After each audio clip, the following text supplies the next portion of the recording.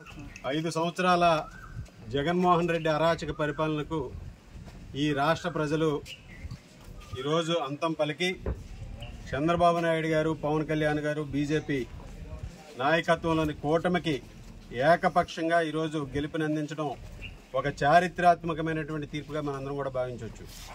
5 సంవత్సరాల వైఎస్ఆర్ కాంగ్రెస్ పార్టీ అసమర్థ అవినీతి పరిపాలనకు ఈరోజు రాష్ట్ర ప్రజలందరూ కూడా తిరస్కరించి జగన్మోహన్ రెడ్డిని కనీసం ప్రతిపక్ష స్థాయి కూడా లేకుండా చేసి ఇంటికి పంపించినటువంటి పరిస్థితి ఈరోజు ఒక చారిత్రాత్మకమైనటువంటి తీర్పును రాష్ట్ర ప్రజలందరూ కూడా ఇవ్వడం జరిగింది.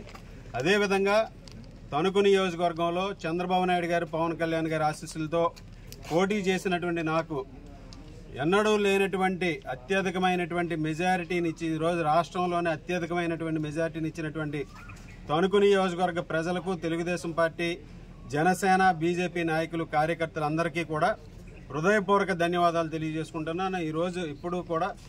ఈరోజు ఈ నియోజకవర్గంలో కూడా వైఎస్ఆర్ కాంగ్రెస్ పార్టీ నాయకులు, ప్రజాప్రతినిధులు చేసినటువంటి అరాచకమైనటువంటి పరిపాలనకు కూడా ఈరోజు ఈ నియోజకవర్గ ప్రజలందరూ కూడా బుద్ధి చెప్పారని ఈ సందర్భంగా తెలియజేసుకుంటున్నాం. ఇది మా మీద కూడా బాధ్యత పెంచింది. భవిష్యత్తులో మరలా చంద్రబాబు నాయుడు గారి ముఖ్యమంత్రిగా ఈ రాష్ట్ర అభివృద్ధి ధ్యేయంగా రాష్ట్రంలో అభివృద్ధిని, సంక్షేమాన్ని కూడా రెండు కూడా సమపాలనలో ముందుకు తీసుకెళ్తూ నూతన ప్రభుత్వంలో అన్ని రంగాల్లోనూ కూడా తణుకు నియోజకవర్గంలో అభివృద్ధిని కూడా సంక్షేమాన్ని కూడా అందిస్తామని సందర్భంగా తెలియజేసుకుంటున్నాం. జై ఆర్మిల్ రాధాకృష్ణ, జై ఆర్మిల్ రాధాకృష్ణ.